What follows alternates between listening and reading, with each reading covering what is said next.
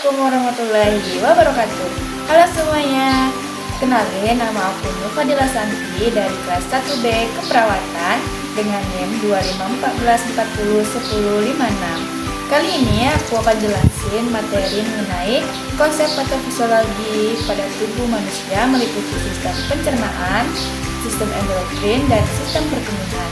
Sebelum kita masuk ke materi, kita perlu tahu apa sih konsep patofisiologi itu? Patofisiologi adalah ilmu yang mempelajari perubahan fungsi tubuh akibat penyakit atau gangguan. Proses ini menjelaskan bagaimana suatu penyebab atau etiologi dapat menimbulkan perubahan struktur atau fungsi organ hingga muncul tanda dan gejala klinis. Baik, kita masuk ke materi pertama, yaitu sistem pencernaan. Sistem pencernaan normalnya berfungsi untuk mencerna makanan, menyerap nutrisi, dan mengeluarkan sisa metabolisme. Dan proses patofisiologi untuk sistem pencernaan yaitu yang pertama, faktor penyebab, misalnya bakteri atau makanan yang mengakibatkan iritasi.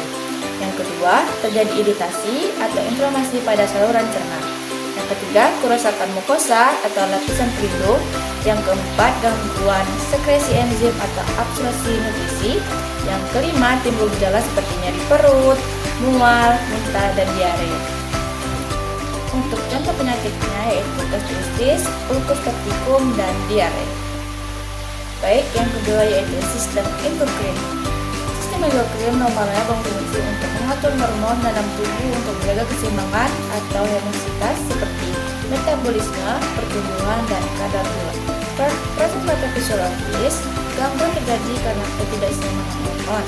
Lalu patofisiologisnya, contohnya kita akan ambil dari penyakit diabetes mellitus.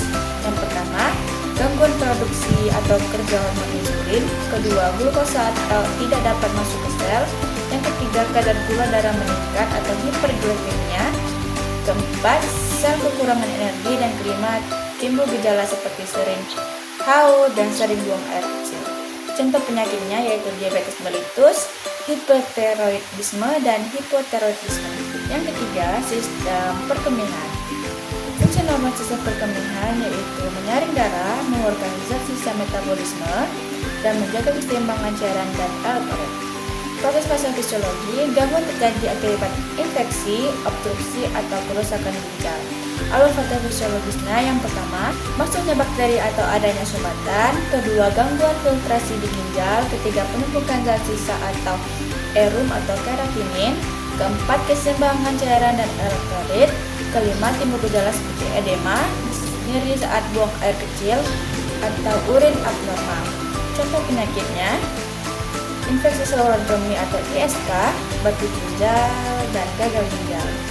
Baik, dapat disimpulkan dari penjelasan yang saya sudah sampaikan, yaitu patofisiologi menggambarkan bagaimana gangguan pada sistem tubuh manusia seperti sistem pencernaan, sistem endokrin, sistem perkemihan dapat menyebabkan perubahan fungsi organ yang akhirnya menimbulkan gejala penyakit.